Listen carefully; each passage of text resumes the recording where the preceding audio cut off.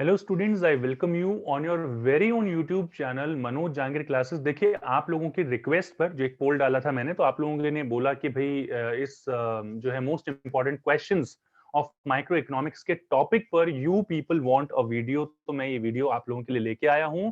और इससे पहले कि मैं ये वीडियो शेयर करूं, आप लोगों के साथ डिस्कस करूं ये सारे क्वेश्चंस, एक छोटी सी रिक्वेस्ट है।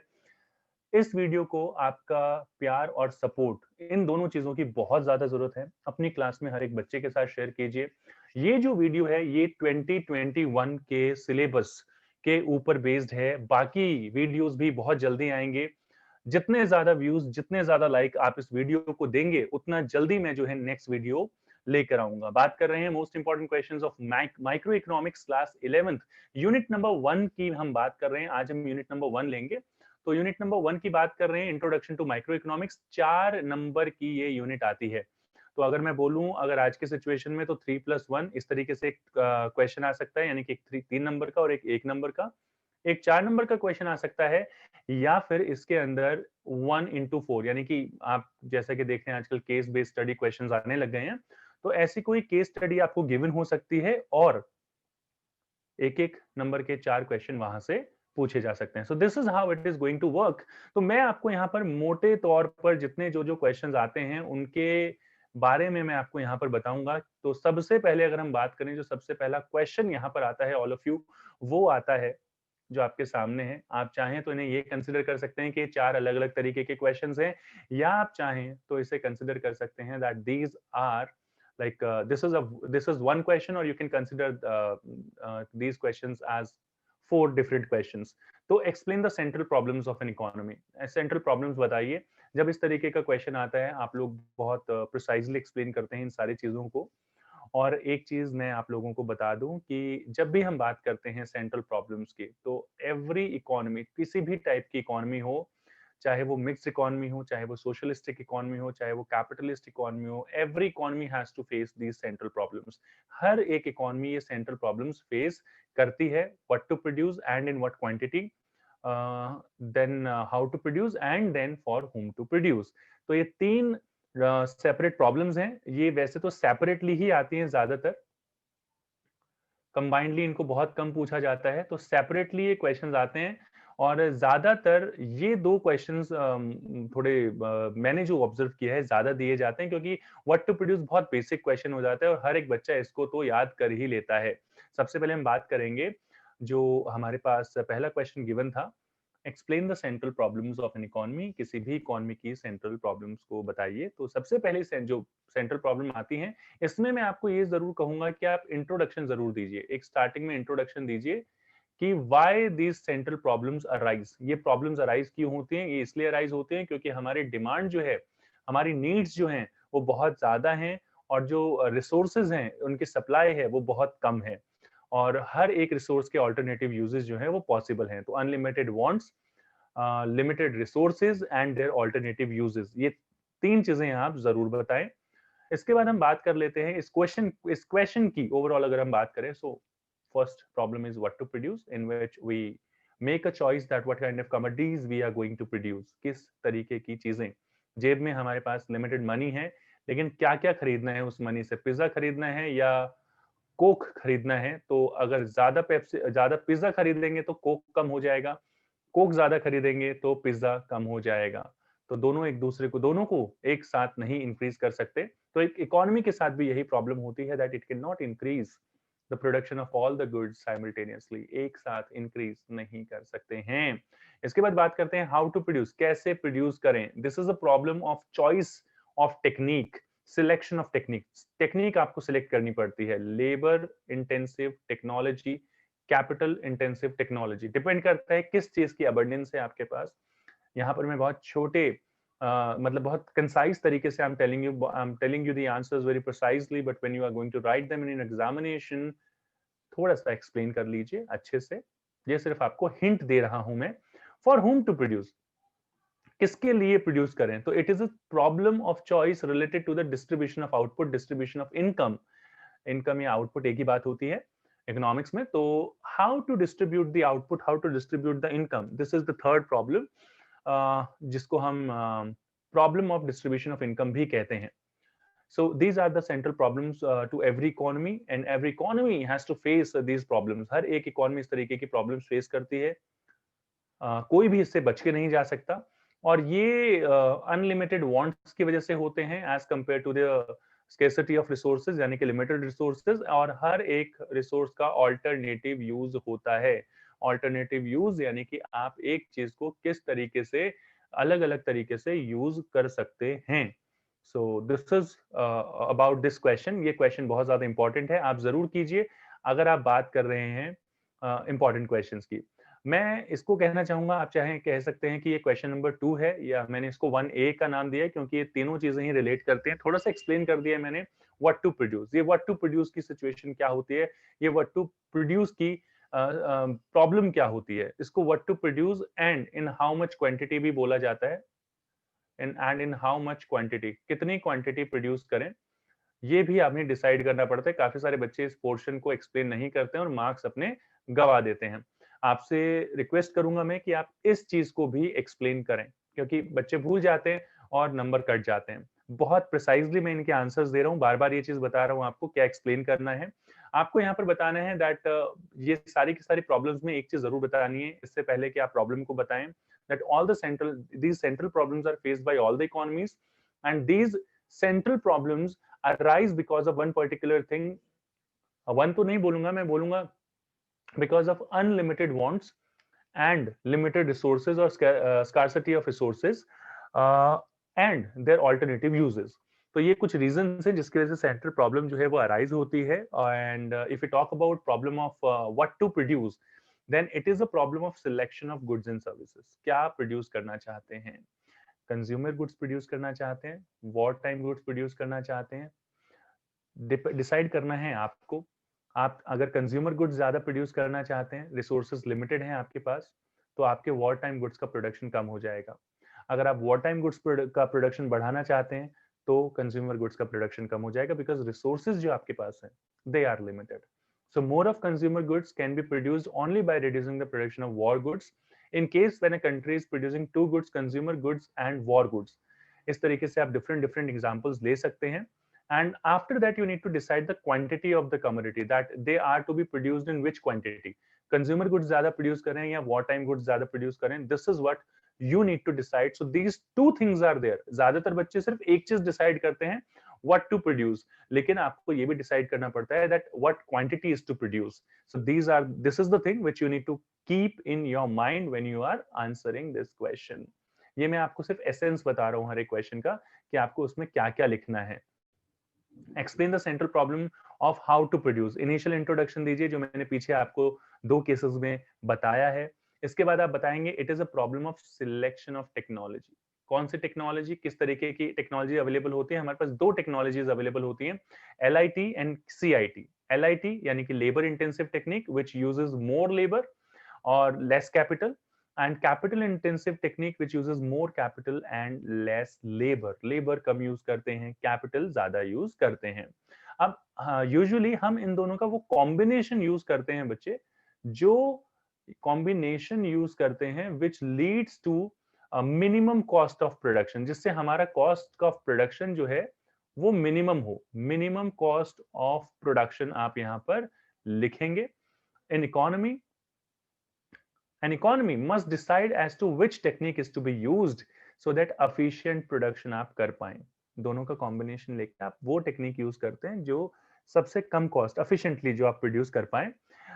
It is the central problem in every economy because it impacts productivity on the one hand and degree of employment on the other hand। तो it depends कि आपके पास किस तरीके के रिसोर्सेज ज्यादा हैं। If you are having abundance of labor, आपके पास labour ज्यादा है तो आप लेबर को ज्यादा यूज करें। अगर आपके पास कैपिटल ज्यादा है तो आप ज्यादा कैपिटल यूज करें। जैसे इंडिया में अगर मैं बात करूं तो इंडिया में लेबर इंटेंसिव टेक्निक ज्यादा यूज होती है, और यूएस, यूके जितने भी डेवलप्ड कंट्रीज हैं वहां पर कैपिटल इंटेंसिव टेक्निक ज्यादा यूज होती है।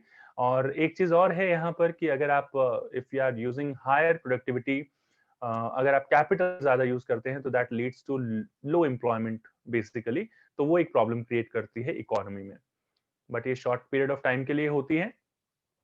नेक्स्ट क्वेश्चन की बात करें, ये है फॉर whom टू प्रोड्यूस, किसके लिए प्रोड्यूस किया जाए। मैं सबसे पहले तो एक चीज बता देता हूँ, what income a person gets, it completely depends on the contribution made by him to the national income. Contribution made by a person, made by a person or an individual to national income, NI। NI में आपने कितना contribution दिया है? Land, LN, land, labour, capital and entrepreneur, इनमें factors of production की form में आपने कितना कितना कंट्रीब्यूशन दिया है, उसके बेसिस पे आपकी फैक्टर इनकम डिसाइड होती है, जिसको हम बोलते हैं profit, rent, interest and wages. तो ये आपकी फैक्टर इनकम है कि कितनी मिलेगी, तो डिपेंड करता है आपने कितना कंट्रीब्यूशन दिया है, लैंड की फॉर्म में, लेबर की फॉर्म में, कैपिटल की फॉर्म में और एंटरप्रेन्योर की फॉर्म में।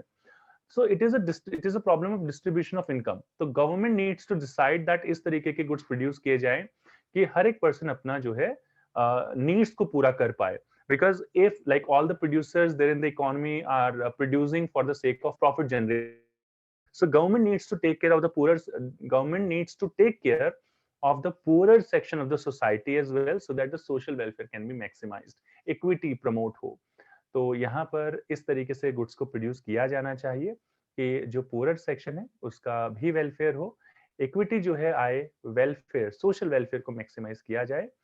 And the producer in a free economy would like to produce goods for richer sections of the society only. अगर आप किसी को जो नॉर्मली जो प्रोड्यूसर्स होते हैं फ्री इकोनॉमी में, वो चीजें प्रोड्यूस करना चाहेंगे, जैसे आईफोन हो गया, जैसे कि रोलेक्स हो गई, इस तरीके मर्सिडीज वगैरह हो गई, rather than producing the basic things, तो वो जिनमें ज्यादा प्रॉफिट होगा, इस तरीके की कम्युनिटीज ज्यादा प्रोड्यूस करना चाहते हैं। जबकि government needs to take care of the government needs to take care of all the people in the economy. सब लोगों की जो है, सब लोगों का ध्यान जो है गवर्नमेंट को रखना पड़ता है, तो it has to produce according to them as well, यानी कि इस तरीके के गुड्स प्रोड्यूस किए जाएं कि everyone would be able to fulfil his और her basic needs, basic requirement. एक और क्वेश्चन, बड़ा शानदार, जानदार, जोरदार और जबरदस्त क्वेश्चन आप लोगों के लिए, जरूर करें, जरूर जरूर जरूर करें इस क्वेश्चन को, बहुत ज्यादा इंपॉर्टेंट है, काफी टीचर्स इस तरीके के क्वेश्चंस देते हैं। सो सबसे पहले हम बात करेंगे, क्वेश्चन है हमारा, difference between positive economics and normative economics, दोनों में क्या डिफरेंस होता है? डिफरेंस होता है मीनिंग का। पॉजिटिव इकोनॉमिक्स बताता है व्हाट इज, क्या है, और ये बताता है how the economic problems are actually solved. जबकि नॉर्मेटिव इकोनॉमिक्स बताता है that what ought to be, क्या होना चाहिए, and how the economics problem should be solved. तो ये शुड जैसी चीजें इसके अंदर ज्यादा आती हैं नॉर्मेटिव इकोनॉमिक्स में। Verification, so it can be verified with actual data. हम कहते हैं कि India is having the highest population in the world, आप वेरीफाई कर सकते हैं। आप कहेंगे नहीं सर, चाइना, उसके पास सबसे ज्यादा पॉपुलेशन है, तो आप इस तरीके के डेटा को वेरीफाई कर सकते हैं। बट नॉर्मेटिव जो डेटा है, इनको वेरीफाई नहीं किया जा सकता। तो this is how it works. तो कोई भी इंफॉर्मेशन होती है पॉजिटिव इकोनॉमिक्स में, you can verify it, but in case of normative economics verify नहीं की जा सकती। आपका पॉजिटिव इकोनॉमिक्स होता है based on facts and does not suggest, कोई सजेशंस नहीं देता, ये सिर्फ फैक्ट्स को बताता है, ये है, इस तरीके की सिचुएशन है। The poverty rate in India is 21.9%, ये परसेंट है, ये कुछ सजेस्ट नहीं करता है। It is based upon individual opinion हो सकते हैं, and therefore it is suggestive in nature. ये कह सकते हैं कि भाई, मैं जैसे अनएम्प्लॉयमेंट की प्रॉब्लम की मैंने बात की, पॉवर्टी की मैंने बात की यहाँ पर, तो हम बोल सकते हैं कि employment should be increase so that we can tackle with the problem of poverty. तो ये एक सजेशन है जस्ट, इस तरीके से यहाँ पर सजेशंस दिए जाते हैं नॉर्मेटिव इकोनॉमिक्स में। वैल्यू जजमेंट की बात करते हैं, यहाँ पर कोई वैल्यू जजमेंट नहीं होती है, जबकि यहाँ वैल्यू जजमेंट दी जाती है। You tell something about a particular problem, for example prices in Indian economy are constantly rising, कोई वैल्यू जजमेंट नहीं है, जो है वो बता रहे हैं what is in the economy, what is happening in the economy. India should take steps to control rising prices. ये आपने वैल्यू जजमेंट दे दिया, एक सजेशन दे दिया। So this is how it works. बाकी इसके और भी पॉइंट्स हैं जिन्हें आप एक्सप्लेन कर सकते हैं। कंसिडरिंग कि ये क्वेश्चन 4 नंबर का आ सकता है, मैंने आपको यहाँ पर 5-5 पॉइंट्स बताए हैं, तो इनमें से कोई भी पॉइंट आप अपने एग्जाम में लिख सकते हैं, एंड आई होप सो कि आप कुछ मिस नहीं करेंगे। After that, we are going to talk about the next question, difference between microeconomics and macroeconomics. Again, a very very very important question. ढंग से समझिए. यहाँ पर I stands for individual यानी कि एक यूनिट, और A stands for aggregate यानी कि टोटल. तो इस तरीके की चीजें आप थोड़ा सा समझ लें. इंडिविजुअल तो ज्यादा अच्छा रहेगा. माइक्रो इकोनॉमिक्स की बात करते हैं. सबसे पहले डेफिनेशन की. Micro economic studies economic problem, economic issues at the level of an individual. एक इंडिविजुअल के बारे में स्टडी किया जाता है, जैसे कि individual firm, individual house hold, individual consumer. Whereas macroeconomic studies the economic issues or economic problems at the level of economy as a whole. It considers the entire economy as a whole, single unit, and then it studies about the economy. तो macro aggregate की बात करता है, जबकि micro I stands for individual, मैं already यहां पर बता चुका हूं. A macro, A stands for aggregate, ये एग्रीगेट्स की बात करता है. If you talk about micro economics, it talks about allocation of resources to different uses. इसका जो मेन ऑब्जेक्टिव होता है वो होता है अलोकेशन ऑफ रिसोर्सेज, रिसोर्सेज को अलोकेट करना. जबकि macro economics focuses on raising the level of output and growth. इसका जो ऑब्जेक्टिव होता है वो होता है कि किस तरीके से आउटपुट को इंक्रीज किया जाए, ग्रोथ जो है किसी इकोनॉमी की कैसे हो. If you talk about micro economics, हम बात करते हैं यहाँ पर डिग्री ऑफ एग्रीगेशन की, तो यहाँ पर स्मॉल डिग्री ऑफ एग्रीगेशन होता है. मतलब एग्रीगेट्स की बात करते हैं लेकिन छोटे एग्रीगेशन यहाँ पर होते हैं.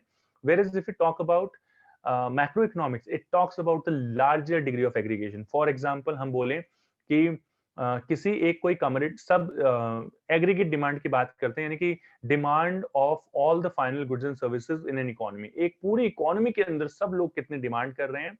जबकि माइक्रो इकोनॉमिक्स की बात करें तो इसमें होता है कि किसी वन कमोडिटी की लोग जो हैं, कंज्यूमर जो है, how they are demanding that particular commodity. तो यहाँ पर एग्रीगेशन है लेकिन एक स्मॉल डिग्री ऑफ एग्रीगेशन है. वन कमोडिटी की बात कर रहे हैं, जबकि यहाँ पर all the final goods and services, सारे गुड्स एंड सर्विसेज की, all the final goods and services, GNS, goods and services की बात कर रहे हैं हम. इसके अलावा भी आप यहाँ पर इसका अदर नेम के बेसिस पे डिफरेंशिएशन कर सकते हैं. इसको प्राइस पॉलिसी बोलते हैं, जबकि इसको determination of income and employment.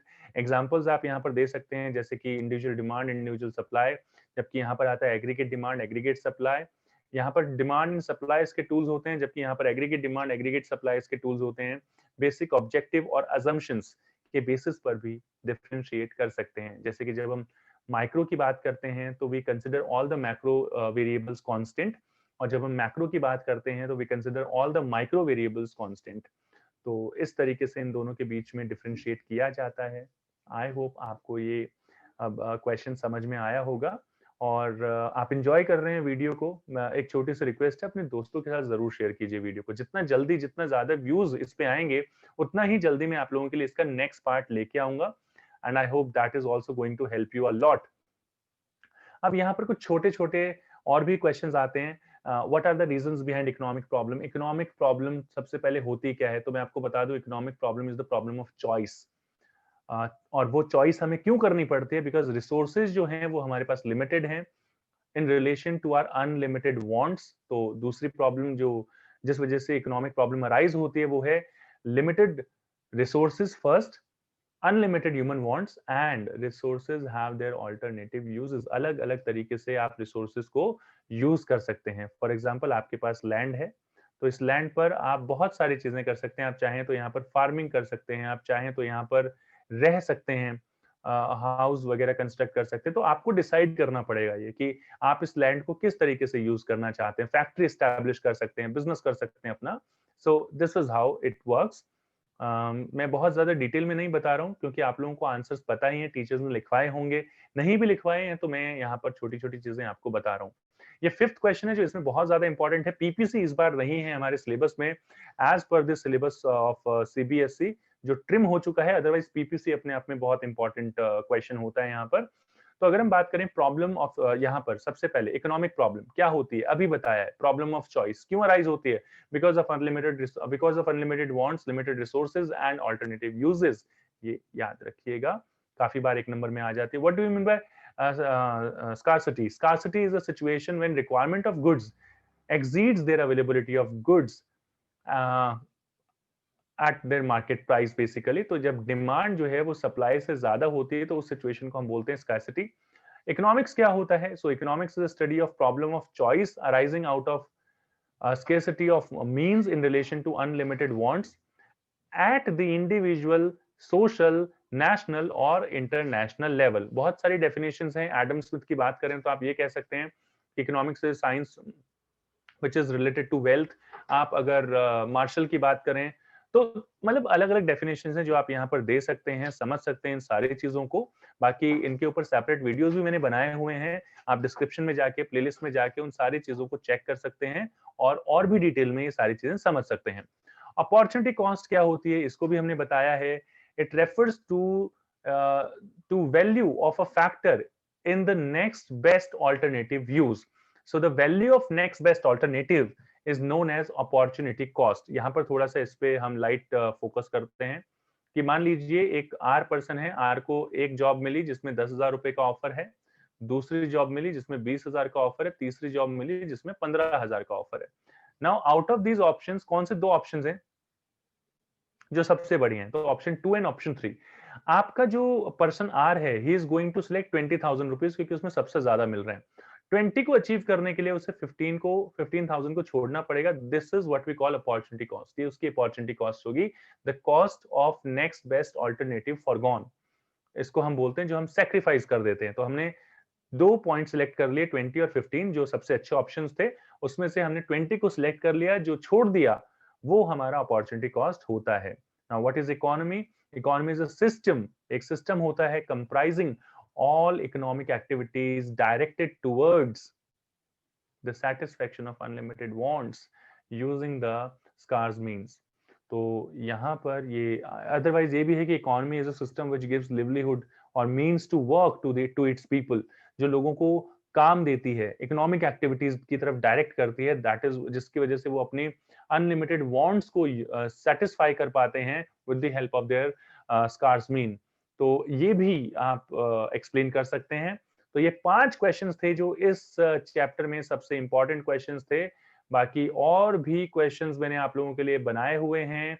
I will definitely make next video on that particular topic, but before that आप लोगों से एक रिक्वेस्ट है जाते जाते कि ये वीडियो अपने दोस्तों के साथ, सबके साथ क्लास में शेयर जरूर करें, क्योंकि जितने ज्यादा व्यूज, जितने ज्यादा लाइक, जितने ज्यादा कमेंट आप लोगों के आएंगे इस वीडियो पर, उतनी ही जल्दी मैं नेक्स्ट वीडियो आपके लिए अपलोड करूंगा।